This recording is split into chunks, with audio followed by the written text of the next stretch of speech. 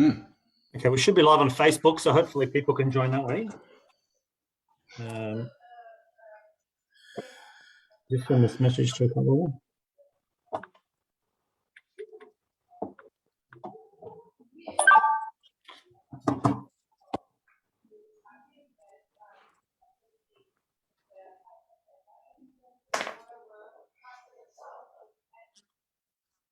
Okay, everyone, welcome to our pre-Rosh Hashanah vibe.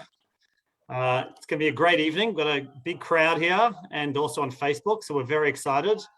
I'm going to welcome just a couple of people just before we start. One is to our Chazan, Brett Kay, and give us a wave. And to the Itescu brothers, Alex and Isaac Itescu, going to do some singing for us later, which is very exciting. Plus, we have our own tour guide here, Patrick Amar, who's on screen. Hi, Patrick. And if you haven't met Patrick before, he's an amazing tour guide. I've done a few tours with him as well. He really brings Yerushalayim, the old city, Israel to life. He goes everywhere around the whole country. He speaks a good English, a very good English for an American. You're American, right? Canadian. Even better. Well, that was a From the Commonwealth, yeah. Aussies like Canadians. And so we're really excited about that. But first I thought I just might share a few words just to start off about Yerushalayim. And as we know, every 3 times a day, we pray for Jerusalem. We pray for its rebuilding. V'Yerushalayim ircha barachim toshuv. We should return to Jerusalem. It says in Tehillim, King David writes in Tehillim, Yerushalayim habanuya, the rebuilt Jerusalem. And the Tehillim says, Yerushalayim habanuya ki ir shechubra layachtav. The built-up Jerusalem is like a city that is united together. And so the interpretation of this special psalm from Tehillim, from King David, is, what's Yerushalayim habanuya? King David foresaw that his son Shlomo, Solomon, would build the temple in Jerusalem. So he called it Yerushalayim habanuya, the built-up city, because it had this amazing temple structure, the Bet HaMikdash inside Jerusalem. And we are looking forward to Patrick taking us through the old city today. And hopefully ending up at the Temple Mount. Hopefully we'll get all the way there. But why is it called Ir Shechubra Leyachtav? Why is it called united? What's so special that Jerusalem's united? And the reason is, well, there's a number of reasons, but one of the reasons I like is Jerusalem is a place where people go from all walks of life. You have young, old, poor, rich, all walks of life. And that was true back in the times of King David and the times of the temple. But it was also true even today. You go to Jerusalem, you see all kinds of people, from the weird and the wonderful, actually from the weird to the wonderful. You see all types of people. And that's really what Jerusalem is about. It's about unity. It's about that every single person can come there and feel special and feel like they're part of it. It sort of brings everyone together. And most of you have been to Jerusalem, and you know that as soon as you walk into that old city, you feel something special. You feel spiritual. You feel like you belong. And that's really the beauty of the city of Yerushalayim, the city of Jerusalem. But it's also interesting. We know we call Jerusalem in English, Jerusalem. But in Hebrew, the word is Yerushalayim. And anyone that's a bit of a novice in Hebrew knows that Yerushalayim is plural. Just like you have two eyes or ears, Einayim, Oznaim, Jerusalem is plural. Why do we call in Hebrew Jerusalem plural? It's not Jerusalem, it's Jerusalems, Yerushalayim. And the answer is, we know that Jerusalem is really made up of 2 cities. There's a heavenly city of Jerusalem that God built up in heaven, and there's the earthly city of Jerusalem, and they're both connected. And that's why Jerusalem is such a spiritual city, because there is this connection between heaven and earth when you walk in there, and it's really like a jewel city. It's really got that really spiritual side to it, besides its physical beauty. And that's really what we're looking forward to seeing tonight with our special tour guide. But first, I think we need there's nothing like having a Jewish event with a song. So we're going to invite our beautiful Chazan, Brett Kay. If you could lead us in some song, we'd love to hear from you. Thank you very much, Rabbi Hillel. Good evening, everybody. Lovely to see you, Patrick.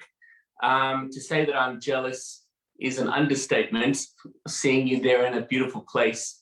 But how lucky are we tonight to be able to share in the magic that you're going to bring to us. Folks, I was fortunate enough to spend a couple of years in Jerusalem.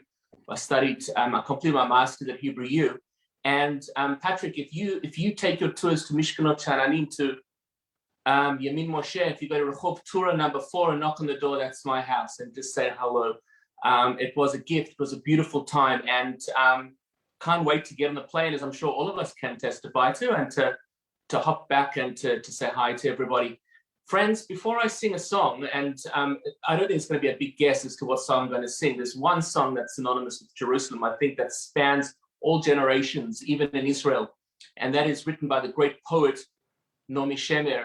She wrote the song Yerushalayim Shel Zahav over a number of years, and the different verses that she added really reflected a lot of the political turmoil that was taking place. I'm just going to sing one verse in Hebrew, one verse in English, because of the time, but I just want to alert everybody to another very important and very special moment in time, and that is the fact that over the last month, Rabbi Hillel and Debbie and the whole Nagel family have celebrated 25 years of involvement with St. Kilda Shul. Rabbi Hillel has been the, jack of all trades, Rabbi Balkore, etc., in terms of his duties at the Shul, looking up the Bar Bat Mitzvah programs, etc.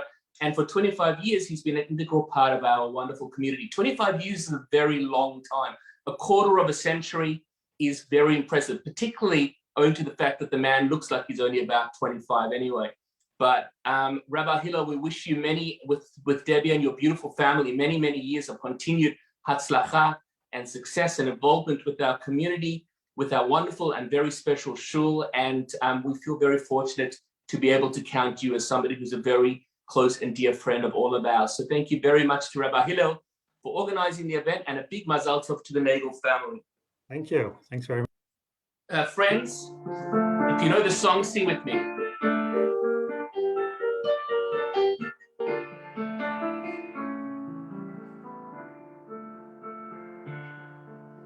Avir harim salul kayayim bereach orani nisad ruach harbayim im kol parmoni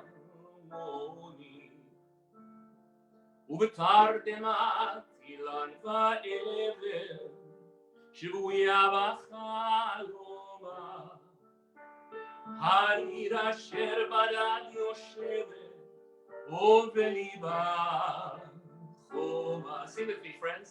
ירושלים של זהב, ושל נחושת ושל אור, הלא לכל שירייך אני קינו. ירושלים של זהב ושל נחושת ושל אור, הלא לכל שיריי אני קינו. The olive trees that stand in silence upon the hills of time, to hear the voices of the city as bells of evening chime. The shofar sounding from the temple to call the world to prayer. The shepherd pauses in the valley and peace is everywhere. Yerushalayim של זהב ושל נחושת ושל אור, הלא לכל שירייך אני קינו. ירושלים של זהב ושל נחושת ושל אור, הלא לכל שירייך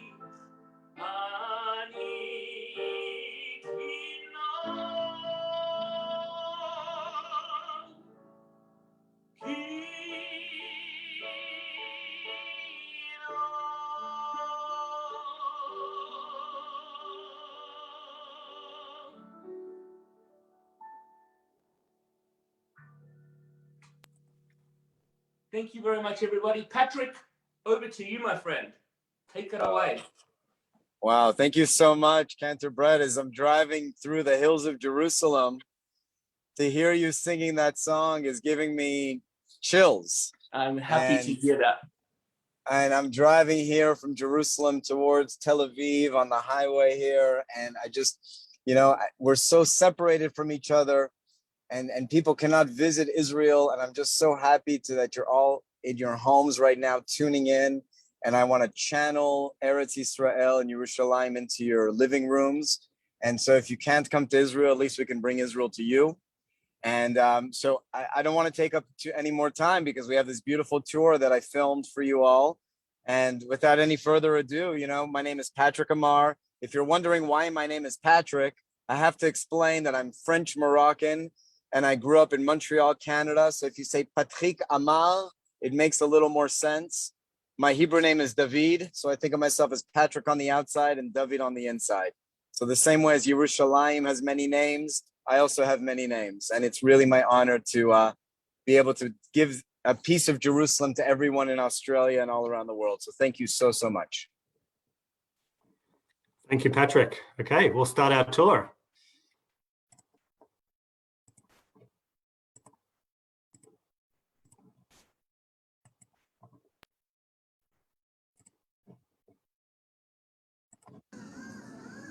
Hey everybody in Melbourne, Shalom from Jerusalem. My name is Patrick Amar and I am recording this special for everybody at the St. Kilda Synagogue in Melbourne, Australia. I'm walking through the beautiful Mamila Promenade. If you've never been to Jerusalem or if you haven't been here in, let's say, like over 10 years, you might not recognize Mamila, but it's this beautiful like outdoor mall with like all the famous stores like Dior and of course the Aroma Cafe, our version of Starbucks. And it's like this incredible outdoor promenade mall that leads everybody who visits the old city, kind of from like the new city to the old city. And it's actually pretty busy. Today is August 23rd. It's the evening. We're going to be visiting and talking together tomorrow on Tuesday in Melbourne, and I'll be in Jerusalem. And I'm kind of filming this for you like almost live from the streets of Jerusalem, just so you get a feel of what it's like here right now. I know everybody's had such a hard time with COVID and coronavirus and lockdowns, and we've certainly suffered, and we're continuing to suffer from it here in Israel and Jerusalem. Tourists are not allowed to visit. They have to go into quarantine, and there's a lot of restrictions. So all the people around me right now, which would normally be, visitors and tourists and pilgrims from around the world, are mostly just Israelis, from Haifa and Tel Aviv and Beersheba, coming to do a staycation in Jerusalem, which is also really nice. And people love Mamila. And of course, they use it to go to the old city. And you can see right behind me here, the beautiful walls of Jerusalem, the walls of the old city of Yerushalayim. Shalom, my name is Patrick Amar. It's so nice to kind of be able to bring Jerusalem to you wherever you are right now. You can't come to Israel, so let's bring Israel home to you. And you're going to follow me as we walk for the next half hour or so from the Jaffa Gate of the old city down to the Western Wall. And as we go through, this is just going to be like a one take, no editing. Let's see who we see along the way and what happens along the way. And of course, all the excitement of Jerusalem and the beauty of this city. And of course, the holiness to maybe get us into the spirit of the high holidays coming soon. It's nice to just see people out and about again. I should be wearing a mask. Many people are, some people aren't. We're outdoors. Most of us are vaccinated here. So, we are taking precautions, but there's like a certain open life that's going on here. And I just wanted to share that with you all. Look at the beautiful Tower of David behind me here. And let's go into the old city together.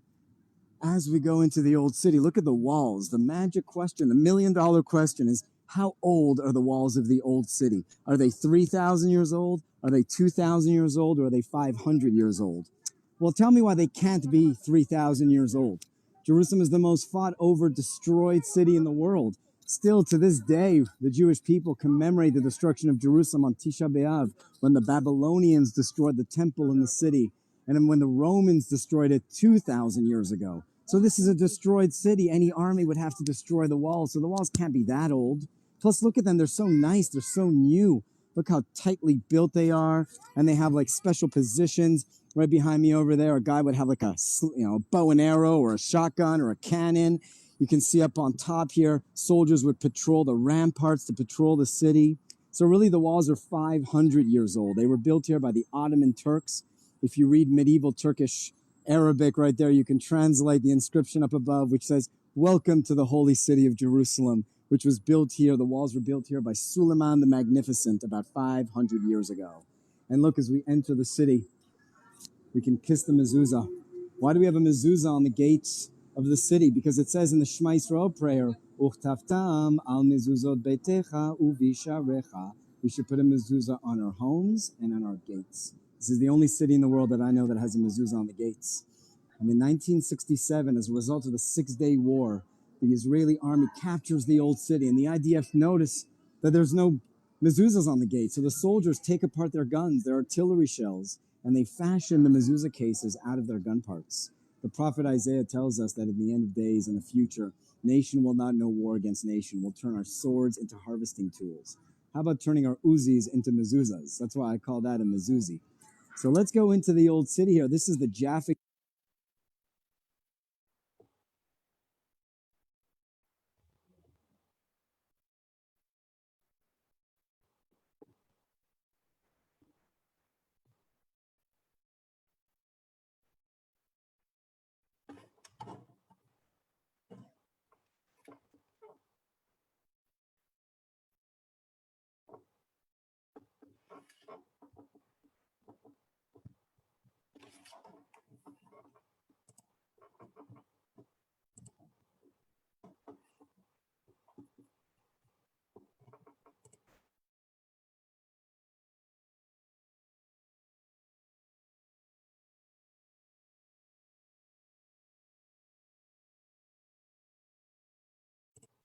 Hang on, just trying to get it working again.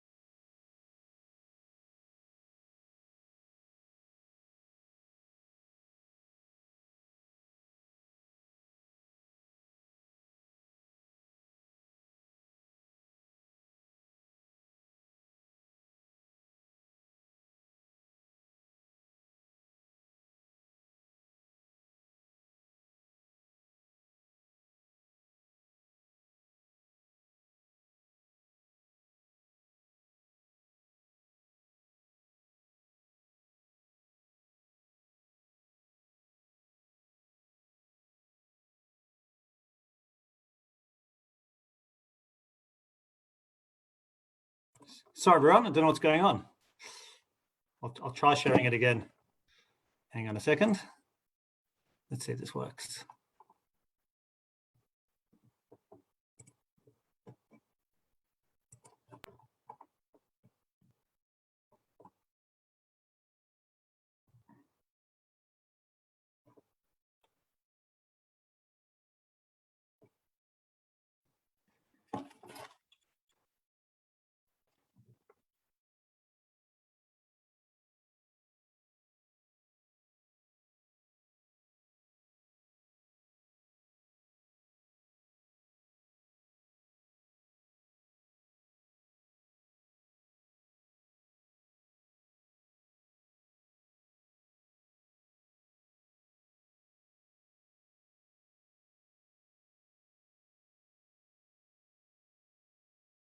Apologies to everyone. I don't know why it's not working.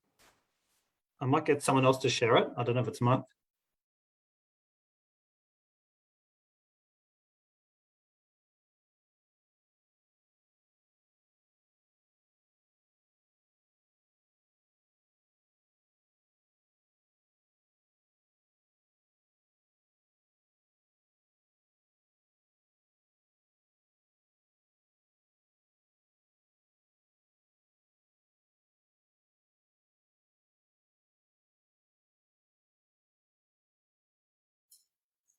Great. In the meantime, why don't you give us a song?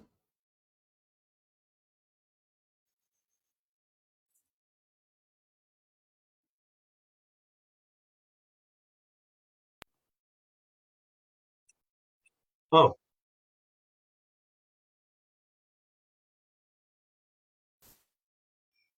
Okay, it seems to be working again. So hang on, let me just go back and try that. Sorry about that. I don't know what's going on. I can try this again. Hopefully this will work.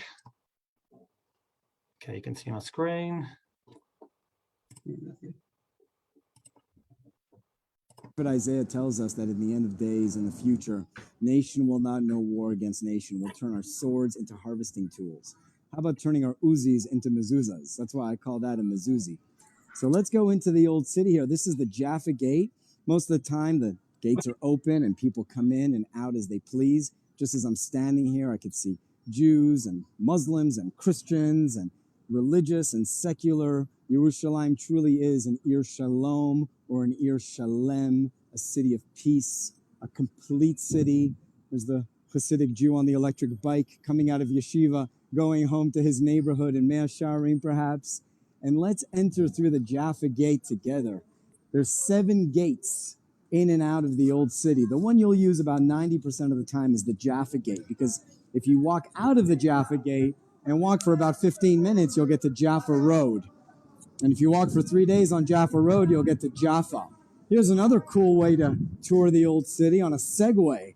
Look at that, a Segway tour coming out of the Jaffa Gate. Careful there, guys. Jerusalem is many things. One thing is not, it's boring. And here's, of course, the fiddler on the roof, or the fiddler at the gate, taking a little break from his music. Wow, there's a lot of action in the old city today. It's so nice to see that. For the past year, it's been really quiet, dead actually, because, of all the restrictions and lockdowns. Jerusalem is really a city that needs tourists and pilgrims. Without it, it's just not the same. So we really miss you there in Australia and in the US and in Europe and all around the world, all the people that love Jerusalem and love to visit. And we cannot wait until you come back to visit. In the meantime, the streets are a little active here with all the Israelis. So nice to see. You can see kind of the Arab men over here at the gate, smoking cigarettes and talking. And over here selling their bagelin, their falafels. There's Rabbi Gogek of Aish, the Hebrew teacher on his bike. I lived in the old city for about 8 years and I guide here a few times a week. I love this place. I hope you do too. It's so exciting. And it's nice to see like a good vibe in the city here. You can see people all around me just hanging out, families coming from all around Israel. And it's nice to see filling up the streets of Jerusalem. Look at some of the buildings here as we walk through. We're going to be walking kind of through the Arab market and the Jewish quarter, making our way down to the Kotel, the Western Wall, just to put us into the holiday spirit of the high holidays. We'll finish with a nice little prayer. So if you have someone or something that you're praying for, have it in mind so that when we go down to the Western Wall, you can have their prayer in mind for you. There's all the religious seminary girls. Maybe walk into Mamila to get an iced coffee. And you could see, oh, hello, Emmanuel. Welcome back. And look at all the action around us over here. It's kind of exciting. Right behind me over here, you got to think of like the old city as like a big circle surrounded by the walls. And so to go in and out of the old city, you need to use a gate. The main gate that you're going to use is called the Jaffa Gate. That's the gate to Jaffa, to Tel Aviv. Because most people who would visit Jerusalem would be coming from Europe back in the day.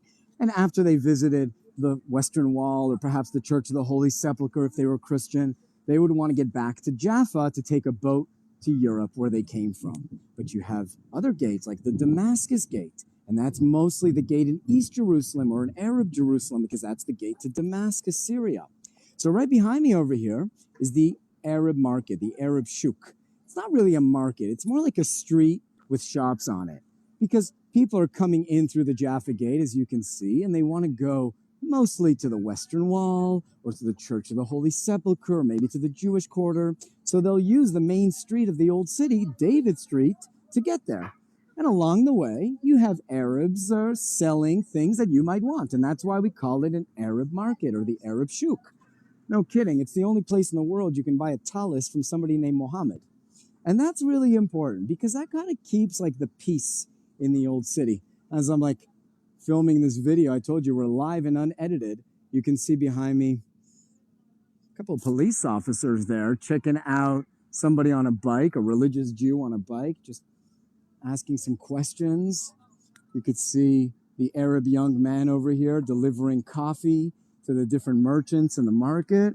You could see all kinds of people coming in and out of the market. So there's kind of like a fork in the road. We can also go this way, which would lead us to the Armenian quarter and to the Jewish quarter. So think about it this way. The old city is like a big circle or a cake. And between the gates, there are roads, like the old city market. The Arab Shuk is a road. And then from Damascus Gate to the Zion Gate is another road that cuts the old city in half. So we have like a cross in the old city. And that's what gives us the four quarters. What are the four quarters? Well, of course, the Jewish quarter, the Christian quarter, the Muslim quarter, and the Armenian quarter. Armenians.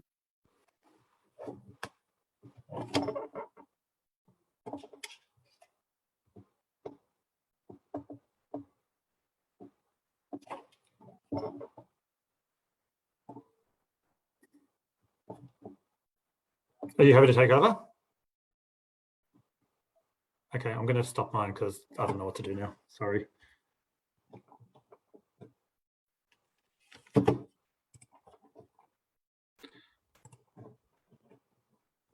Apologies to everyone. I'm going to ask Anton to take over.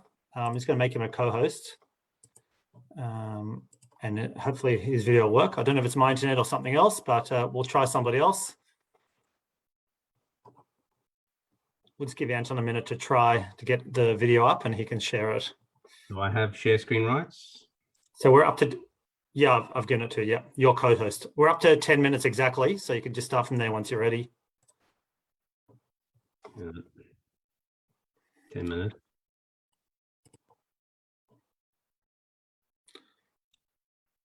Of course, the Jewish quarter, the Christian quarter, the Muslim quarter, and the Armenian quarter. Armenians are also Christian, but they kind of have their own quarter.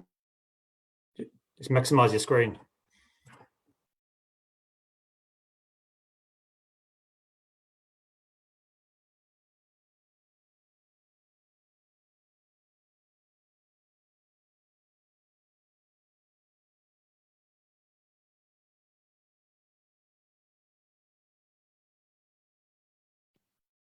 I think Anton needs to unmute. Anton, do you unmute? About. Let's go into the Arab market this way, and we'll use it as our road towards the Jewish quarter, and maybe we'll get off track a little bit. Maybe we'll visit off the beaten path as well. And just take a look here as I enter the Arab market, and you can see behind me some of the shops. Many of them are closed. It's not the same hustle and bustle. If you might remember Jerusalem's Arab Shuk, you might remember a place where it's even hard to walk through the streets. It's so crowded and packed. Right now, for the last year and a half, the streets have been a lot emptier. And that means that the market is not as active. The shops are not as busy. You know, this market, nothing has a price tag on it. You know, you have to ask how much something costs, and then you can bargain or make a deal. And today, there's a lot of deals to be had. The truth is, as a tour guide, as somebody in the tourism industry and business, a lot of these shopkeepers are my friends and people that I work with and I know well. And it's really been a very, very hard time for everybody. The Israeli economy really depends on tourism in many ways, especially here. Look at this. This is crazy. This is Christian Quarter Road. This is the road to the Church of the Holy Sepulchre, the most important site in Christianity. These shops should be open and bustling, and pilgrims from all around the world should be shopping in these shops. Look at the street sign behind me. It says Christian Quarter Street. And it's, you know, just to show you a little bit of what's going on here in Jerusalem. The last year has been incredibly tough for everybody. But, you know, if Jerusalem represents something for the Jewish people, it represents many things. But one thing that it represents for the Jewish people is hope. Why do I say that? Because we always said, Leshana haba b'Yerushalayim, next year in Jerusalem. The temple was destroyed, the Beit HaMikdash was destroyed. 2,500 years ago, and then again 2,000 years ago. And we've always said, Lishana Haba, next year, one day, one day. And that is a message of hope. That is a message of destruction and return, destruction and rebuilding.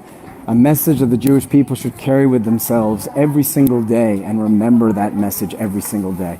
And especially as we're approaching the high holidays of Rosh Hashanah and Yom Kippur, the days of judgment, the days of forgiveness, the days of understanding the year ahead of us and what will be. And we're trying to decide, who do we want to be and what do we want to be? We constantly change and we constantly grow. And I think that's exactly how Jerusalem is as a city. Look at this. You can see again some police officers just kind of checking things out. You know, most of what you hear about Jerusalem is like either really, really great or really, really bad. You know, it's either kind of the messages we hear about the Jewish history here in the Beit HaMikdash, the temple, and all the great wonders of this city, King David and King Solomon, or it's what you hear and read in the media, you know, the conflict.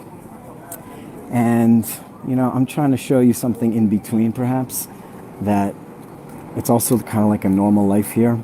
And we're not living focused on the conflict here. In fact, where I'm walking right now, this Arab market is the heart of the city.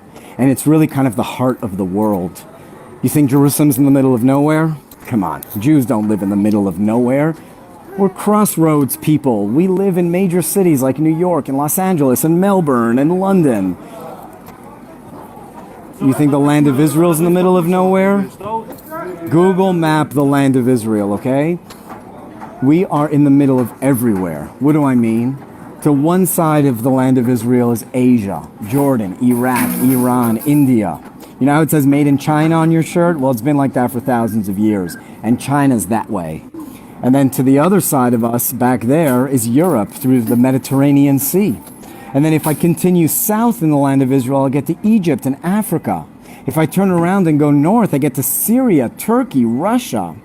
We're not in the middle of nowhere. We're in the middle of everywhere. And Jerusalem is in the middle of the land of Israel. And I'm now in the middle of Jerusalem. And I'm now in the middle of the world. What do I mean? Look over here. Here's another road. This is the road to the Damascus Gate. This is the Cardo. You go this way, you go to Asia. You go behind me here, you go to Jaffa. You go this way, you go to the Jewish quarter. You go this way, you go to the Western Wall and the Kotel. And this is like the heart of the four quarters. To my right is the Muslim quarter. To the other side of my right is the Christian quarter. Ahead of me now is the Jewish quarter and the Armenian quarter. So let's make our way now into the Jewish quarter. You know, I lived in this old city for 8 years. I've never seen every street, and neither will you. It's 1 square kilometer, okay? I mean, to walk from end to end of the city is about 15 minutes. But this is truly a land of layers, truly a city of layers. That's not a cliche. Look, I just walked 20 feet, and already it says, welcome to the Jewish quarter. I just crossed this kind of gateway over here, and I am now in the Jewish quarter. You can enter the Jewish quarter through different ways, through the above ground. I'm kind of entering now through the underground. Not really underground like in a tunnel, but kind of underground because of these arches that were built here about 1,000 years ago by the Christian Crusaders from Europe. And if you've been to Jerusalem, if you've been on a tour, I imagine you've been here. This is what's called the Cardo, like the heart of the city, like a cardiologist. About 2,000 years ago, the Romans come to Jerusalem. They conquer the city. They build a siege camp around the walls, and now the Jews are trapped inside the walls. And we say, what do we do? What do we do? And some of us say, well, let's surrender and make a deal. And they were led by a great rabbi named Yochanan ben Zakkai. And he escapes through the Jaffa Gate and goes to meet Vespasian, the Roman commander, and says, greetings, Caesar. And Vespasian says, I'm not the Caesar, I'm just the commander of this battle. He says, if you destroy Jerusalem, you'll become Caesar. Right then, a messenger comes running from Rome and says, the Caesar has died. The Senate has elected you Caesar. Vespasian says, okay, Rabbi, I see. You're a very wise man. What can I do for you? He says, just give me a small town called Yavne. And in Yavne, I'll build a shul, I'll build a school, we'll build a court, and we'll live under Roman rule, but we'll have kind of like autonomy. And it's a good thing he did that, because that's how Jews have lived pretty much ever since. But other Jews say, what? Make a deal with the Romans? No way. And they escape through tunnels and they go to Masada. And if you know the famous story of Masada, the Jews take up refuge on the fortress of Masada. And then the Romans siege the mountain. And at the end of the story, the Jews decide to kill each other rather than be taken alive. You know that story? If you want to hear it again, you've got to come to Masada in real life. And let me take you around Masada and let's retell the story there and dig a little deeper into its meaning. Look over here. These are the 2,000-year-old walls of Jerusalem. You can see what's left of the walls the Romans destroyed when they captured the old city 2,000 years ago. And we're walking now through the Cardo. In normal times and good times, these are the art galleries, jewelry stores, Judaica stores. Look at the talus weaving factory over here. And you've probably been here. I'm sure many of you have a Kiddush cup from here or a piece of art from the Blue and White Gallery. For the last 18 months, these stores have just been closed and shuttered and padlocked. Nobody's here. And I just want to say, if you're a lover of Israel, and I know you are, maybe it would be a nice thing to go online, to purchase something from Israel, a bottle of wine for the holidays or a nice piece of Judaica from one of the stores in Israel to help bolster the economy here. Look at this. This is really sad. These stores have been here, some of them for 50 years, since the Six-Day War, and they have never suffered like they're suffering now. And it's really, really, really tough. I just wanted to show you this, to show you a little bit of what's really going on in Jerusalem, not just the highlights tour, but also the reality tour. It's so important for us to stay connected. Golda Meir, our famous prime minister, famously said, she was sitting at the United Nations, and she said, Israel's all alone. No country in the world shares our religion. No country in the world shares our history or our culture. But you know what, Golda? I don't think so. We're not alone, because we have the Jewish people around the world and other people who support and love Israel. And that is an important connection that we need to support and always keep together. Look here, I'm walking through the ancient Roman road here, the Cardo. You can see the mural behind me of what the Cardo would have looked like back in Roman times, kind of crossing the city from north to south. The kids here are like climbing up on the 1800-year-old columns and pillars. You can see some of the mosaic tiles behind me here, because this was a shopping area, main street of Jerusalem from about 2,000 years ago. And you'd come here and buy your spices and your textiles and your silver, kind of like it is still to this day. I'm kind of walking now, like under some of the buildings that were built over time. Jerusalem is such an interesting city, a city of layers, layer on layer on layer. Emotional layers, political layers, spiritual layers. How many times have I gone to the Western Wall with somebody and they're like, okay, it's a wall, cool, take a selfie and let's keep going. And other times you go to the Western Wall and you have a moment, where you cry or you pray or you connect in a way you may have not connected before. But there's also archaeological layers. Look at this, I'm walking on the 2,000-year-old street known as the Cardo, right in the heart of the Jewish quarter. In the 1970s, the entire Jewish quarter becomes one huge excavation. And Nachman Avigad, chief archaeologist of Jerusalem in those days, unearths this ancient Roman road and some of those pillars you see and the capitals on top of the pillars. And right in the heart of the Jewish quarter, the first thing you kind of see when you come to the Jewish quarter is not Jewish. It's an ancient Roman road, and not just a Roman road, but the Cardo, a symbol of the Roman Empire. All roads lead to Rome. And this wasn't just built as a shopping avenue. It was really built as a military road so that the soldiers of Rome could cross the city when they needed to capture it or put down a rebellion. One of our great rabbis is Rabbi Shimon Bar Yochai. We commemorate his Hilula, his Yortzeit, every year on Lag BaOmer. And this past April, we had a great tragedy in Meron, in the land of Israel up north, where there was a stampede that crushed 45 people who were there on pilgrimage. A horrible, horrible accident. And Rabbi Shimon Bar Yochai was great because he was asked, living under Roman rule, is it a good thing or a bad thing? And he says, listen, everything the Romans do, they do for themselves. If they built roads, it was to control cities. If they built bridges, it was to collect tolls. If they built markets, it was for taxes. This is the road he was looking at. This is the road he was talking about. And today, it's kind of like a symbol of destruction and return. As any self-respecting Israeli tour guide would say, where are the Romans today? And here we are, the Jewish people, living in Jerusalem, as was promised to us for thousands of years. And not just living in Jerusalem, but like thriving in Jerusalem, turning it into a city for all people to come and visit, the churches and the mosques and the synagogues, a place of belief for all believers. You could see some of the guys coming here with their suitcases, probably coming here to start yeshiva. Ki metzion tetzeh Torah udvar Hashem miyerushalayim. That is the saying that we have said for so long. We say it in synagogue every Shabbat, that the word of the Lord comes forth from Zion and the Torah from the land of Israel. Ki metzion tetzeh Torah udvar Hashem miyerushalayim. And Jerusalem is not only a place where you come to pray, but it's actually a place where you come to learn, to study the Torah, to grow. One of the symbols of prayer is right behind me there. You could see the beautiful Horva synagogue. The Horva synagogue means the destroyed synagogue. And this synagogue was built here in the 1700s by some of the early Jewish settlers of Jerusalem. For so long, why did we say L'shana haba b'Yerushalayim? Next year in Jerusalem, next year in Jerusalem. Because for so long, there was no Jerusalem to go to. It had always, not always, but it had often sat in ruins because of the Crusades or because of empires that didn't allow the Jews to flourish here. You know, here's a question: where did the Jews live for the last 2,000 years? And one answer is not really here. We kind of lived in other places. And about 500 years ago, with the Spanish Inquisition, the first Jews start to kind of return to Jerusalem. And that's when the Sephardic Jews come here. And then in the 17 and 1800s, the Ashkenazi Jews come here and they build this synagogue.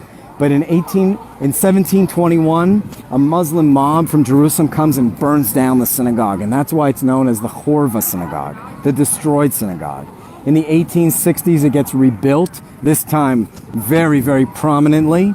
And in 1948, the War of Independence, Israel versus 7 Arab nations. 600,000 Jews versus 60 million Arabs in the region. And we are going to fight a great war known as the War of Independence. And in that war, the old city of Jerusalem is one of the main battlefields, battlegrounds.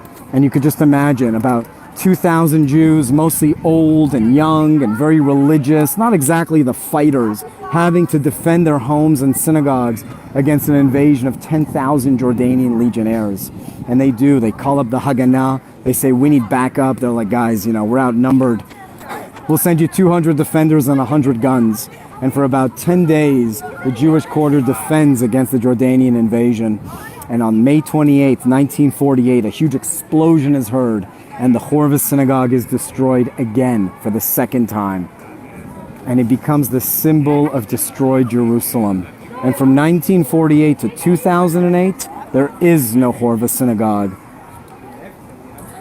Until finally 2008, 2010, when they rebuild and reopen the Horva synagogue.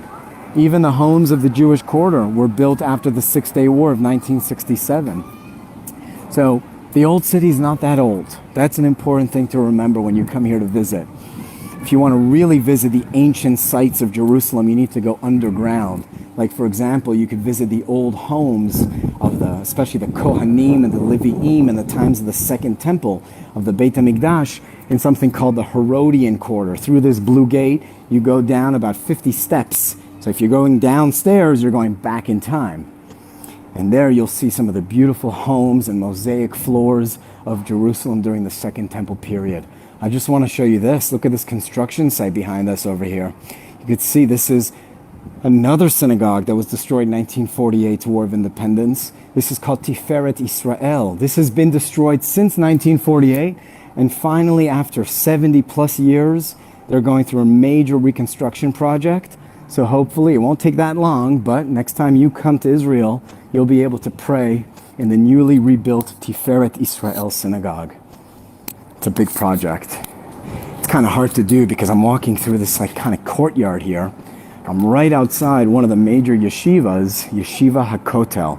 This is a major yeshiva for hundreds of boys, mostly from Israel, but also from abroad, who are studying here for 2-3 years, and many of them will go on to do the army and serve in different positions in government and the army and in business. Yeshiva HaKotel is one of the renowned institutions of the old city, and there's many like that. Look at this. We are walking here. Look at this incredible view, which you can't really see too much because of the glare. I'm going to get a little bit closer, but we are finally seeing Mount Moriah and the Mount of Olives, and we're going to make our way down now to the Western Wall.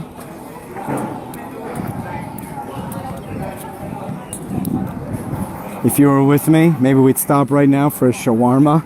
Best shawarma right over here. Or falafel, that's good too. Falafel's good too. But yeah, shawarma and a lafa, you know, that's the way to do it, right? You know, one of the traditions in Israel, especially in Jerusalem, is to put on a red string bracelet. This is my man over here. All the blessed, my family, all the blessed. Come to Jerusalem, the time is come, the time is come. This is the right moment. Amen. See the Western Wall and see the Temple of Israel rise from the rise of the sky. Amen. Amen. Thank you so much. It's nice to get a little blessing before we go down to the Western Wall.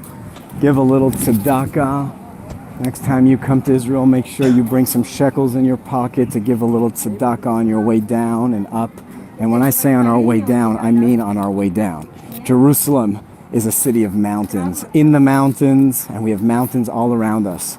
And that's why even King David said in Tehillim, Yerushalayim harim saviv la, ve Hashem saviv le'amo. That Jerusalem is a city surrounded by mountains, just like Hashem surrounds his people. So when somebody tells you it's 20 minutes away, you got to take that with a grain of salt, okay? Is it uphill or downhill? Right now we're going downhill, going down the steps. Some might say the holiest, most important steps in the Jewish world, the steps down to the Western Wall. And no joke, behind me you can see some scaffolding. They are building an elevator, a lift, to take people from the Jewish quarter down to the Western Wall to make it as accessible as possible.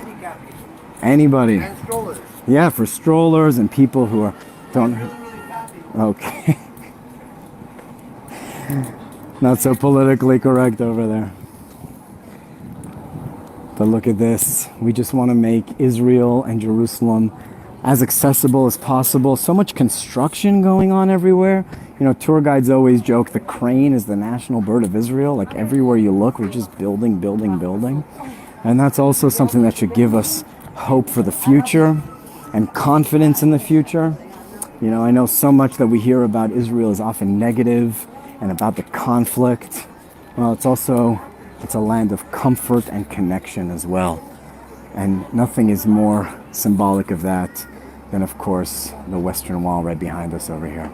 And you can see we're making our way down to the Western Wall, and we're walking down these steps. These steps are known as the stairs of Rabbi Yehuda Halevi. Rabbi Yehuda Halevi was a great rabbi about 1,000 years ago who lived in Spain, and he writes a very important book known as the Kuzari.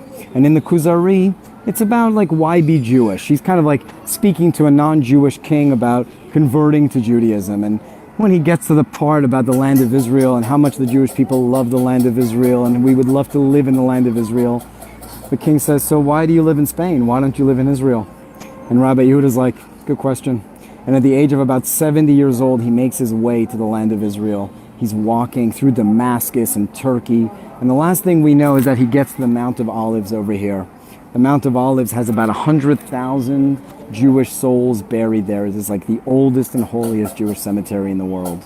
And he gets to the top of the mountain and he makes his way down into the valley. He's about to enter one of the gates of the old city when all of a sudden an Arab on horseback charges out of the gate and crushes Rabbi Yehuda Halevi to death. Right at the entrance of the city he's been waiting his whole life to get to. And I've heard that's why these are the stairs of Rabbi Yehuda Halevi, for all the people that never made it here. And it's important as we walk down to the Kotel to maybe take a minute and just think about our parents, our grandparents, our great-grandparents, those that were not fortunate enough to make it to the land of Israel to visit for themselves, and maybe to have their memory in mind as we go down here. You know, here's like a nice young couple making their way down to the Western Wall, and people of all ages and all beliefs. You know, nobody's checking you at the door here and asking you, you know, how religious or how secular you are. This is truly the place for all Jews to gather together and pray in peace, for peace. You know, to give a little tzedakah on the way down or on the way up helps to kind of like seal our prayer with goodness and kindness. As we go to pray, you know, we're asking God for things, and then somebody asks us for something. We too should be givers and be generous, just like we're asking God to be generous and to give to us. Look at this. I just want to show you something pretty amazing right here. Look at the tree. What is that? That's not an apple tree. That is, of course, rimonim, pomegranates. And just in a few weeks, as we're celebrating Rosh Hashanah, we're going to be eating the fruit of the pomegranate. And this is a beautiful pomegranate tree here, one of the 7 species, one of the Shiva Minim of the land of Israel, a very blessed fruit, a royal fruit. The tip of it looks like a crown. And of course, you know, we always like to say that there's 613 seeds inside the pomegranate, just like the 613 mitzvahs. I would like somebody out there to count the seeds this year and tell me if you find 613. But nevertheless, look at that beautiful pomegranate tree, a true symbol of Israel as we walk down to the Kotel here. I'm going to have to go through a quick little security. It says, welcome to the Western Wall. Bruchim habayim lekotel ha'ma'aravi. I'm going to put the phone down for just a moment as we go through like the only security checkpoint in Jerusalem to go from the Jewish quarter to the Western Wall. Okay, so just a sec. I will be right back.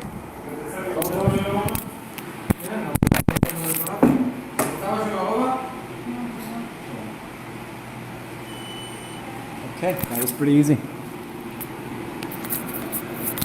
That was pretty easy. Thank you very much.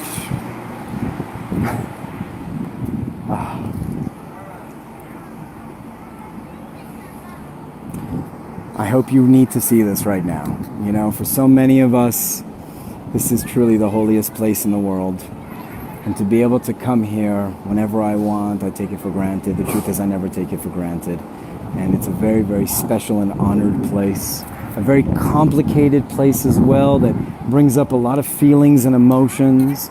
You know, not only do Jews pray here, but also the Muslims pray on the Temple Mount. And of course, you could see the gold dome of the rock, the place where Muslims believe their Prophet Muhammad rose to heaven to get the prophecy of the Quran. So you could think of like Jerusalem kind of like as Mount Sinai for the Muslims. And then behind me over here, the Al-Aqsa Mosque.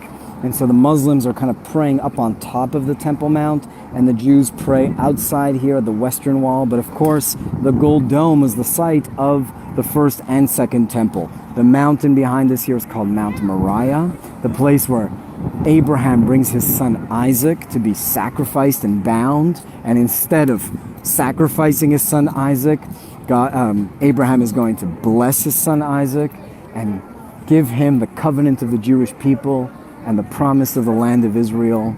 So really, from the days of Abraham, Avram Avinu, Mount Moriah and the Temple Mount has been the connection point between heaven and earth, between the Jewish people and our values and our Torah and our belief. And that is really why King David is going to purchase the area of Mount Moriah here.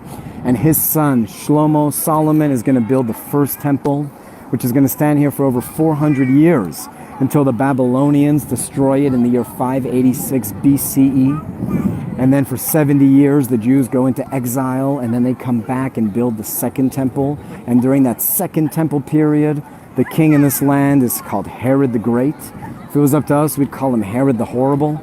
But he was a great builder, and we give him credit for that. And he's the one that's going to rebuild the area here and expand the Temple Mount into an area that's like 1,200 acres. It is massive. To really appreciate the size of the Temple Mount, you need to see it from a helicopter or go onto the Temple Mount, which has always been an issue because, according to Jewish law anyway, Jews don't really go up to the Temple Mount until Mashiach comes and the temple is rebuilt. However, there is a bridge or ramp right here, and that is the only place where non-Muslims are allowed to visit the Temple Mount. Jews, Christians, or anybody that's not a Muslim, certain days a week, certain hours of the day. And more Jews have been going up on the Temple Mount and visiting it there. It's kind of surreal, actually, to see and be there. I'm sure many of you who I'm speaking to right now have never been up on the Temple Mount because of the halachic restrictions, the taboo that we've kind of imposed upon ourselves not to go up on the Temple Mount. And so really the Western Wall or the Kotel or the Wailing Wall right here has become our symbol, our point of connection, our symbol. I mean, think about it. The Christians have a church. The Muslims have a mosque. The Jews have a broken wall waiting to be rebuilt. What a beautiful symbol that is. What a beautiful place this is. And we're just, waiting for the day where there will be peace in the world, where Yerushalayim will truly be an Ir Shalem, a complete city, a whole city. And that's part of the reason why this wall has three names: the Kotel, the Wailing Wall, and the Western Wall. First of all, Western Wall. Why Western Wall? Because it's the wall in the west side of the city, pointing to the west. And to truly understand that, you need to visit the Western Wall tunnels. This wall is like the tip of the iceberg. And to really appreciate the length of the wall, you need to go through and under these buildings here and see the excavated Kotel, which is buried under the Muslim quarter. It's called the boogie boards in the back. the wall in Hebrew. It's something that's proud. You can see the Israeli flag flying here, and families and people from all around the world coming to celebrate here. The Kotel's not a sad place. The Kotel's a happy place where the IDF soldiers, pledge allegiance to their units, and you can see the Israeli flag here. That's the Kotel. But it's also called the Wailing Wall, a place of sadness and prayer and crying over the destruction of the Beit HaMikdash, crying over the destruction of Jerusalem and all the ills of the Jewish people that we've suffered for thousands of years, and also for our personal prayers. People who have seen the best doctors, the best lawyers, and now they're coming to Hashem. You can see here. Good timing. Yeah, I really need quiet. Far in preparation for Rosh Hashanah. I'm just getting in 5 minutes, But it's also right now the month of Elul, which is the month of tshuva and trying to work on ourselves and improve ourselves and ask forgiveness. And every night for the 30 days before Rosh Hashanah in the month of Elul, the Sephardic Jews do slichot. And if you want to experience something amazing, come to slichot prayers in Jerusalem at midnight, and they're doing it over loudspeakers, and everybody prays together and asks for forgiveness together. You could see some of the guys here praying Mincha at the Kotel. And let's go up to the wall together now. We'll find a little spot here, and we'll finish our tour with a little prayer. I hope you have a prayer in mind. You could see all the notes that people wrote and folded up and put into the cracks of the wall here.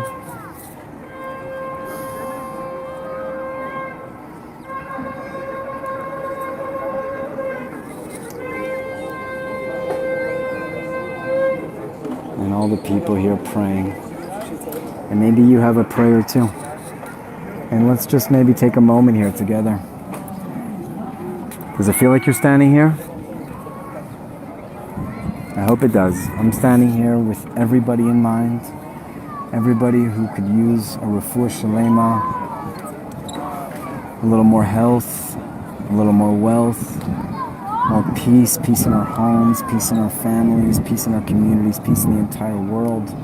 To get through this coronavirus and all these restrictions that we've been really suffering through, many of us, all of us, for so long, and to come out of this greater and stronger and more connected to each other, more patient with each other, that Hashem should give us more peace and kindness in our hearts, to find the compassion with each other, to be kind to our children, to our spouses, to ourselves, to our parents, and to our families,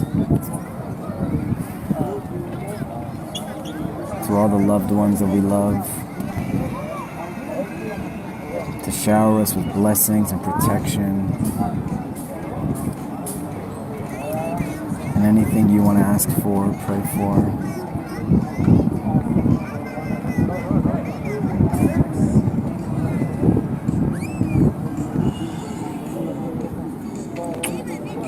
These rocks, these stones are so smooth, you know? It's like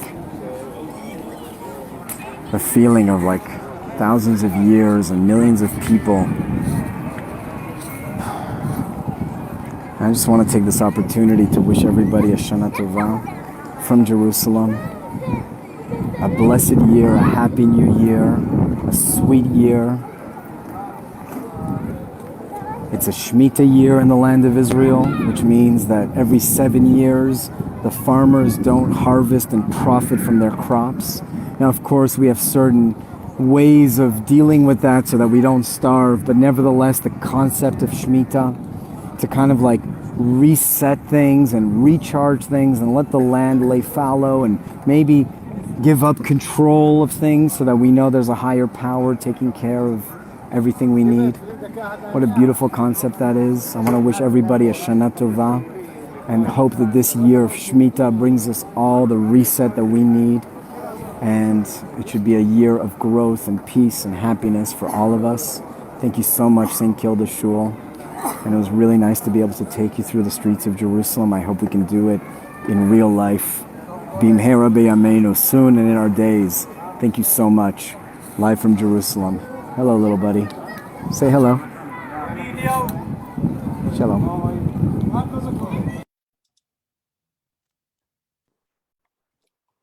Amazing. Thank you so much, Patrick. Thank you, Anton, for your IT skills. They're amazing too. So that was an amazing tour. That was really, really enjoyable. One day when Australia lets us leave the country, we look forward to visiting you, Patrick, in Israel and to doing that tour in real life. I don't know if anyone has we've got maybe time for one or two quick questions. Has anybody got a question for Patrick? I think he's still online. Yeah, I'm here.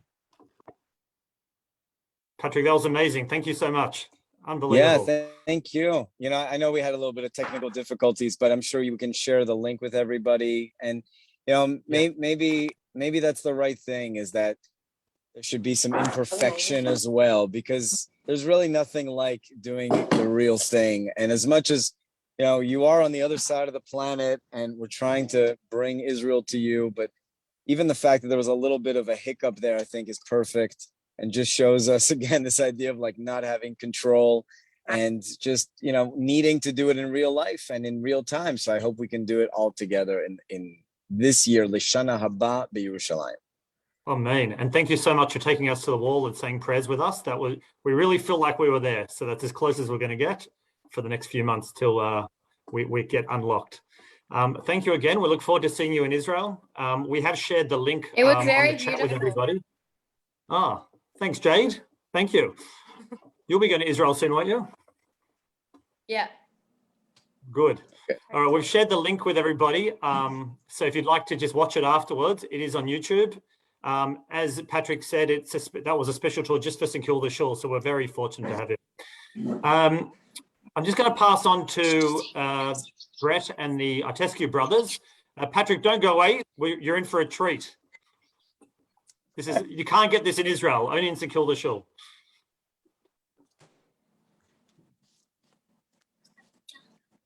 This.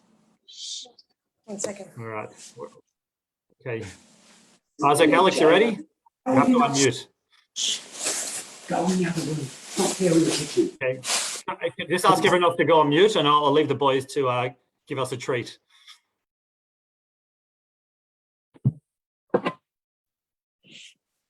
We'll be singing Avinu Avinu. Avinu Avinu Sheba Shamayim to Israel Begoalo.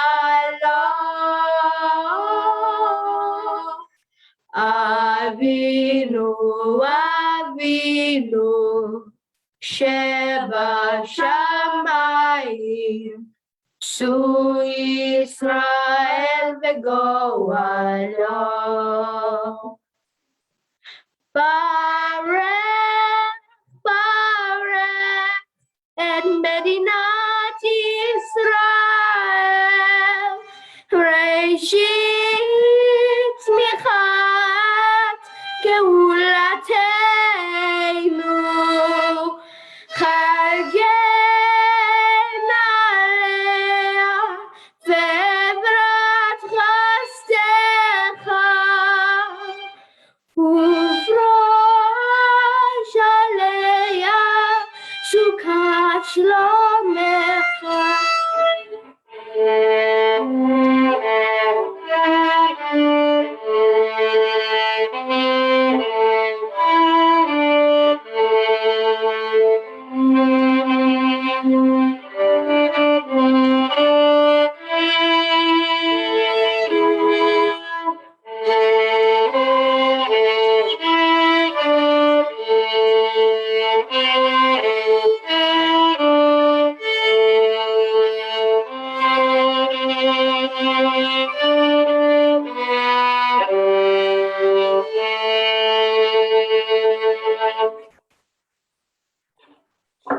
Alex and Isaac, that was unbelievable. We are so lucky to have you in our shul, and you're not beaming across the world. So thank you.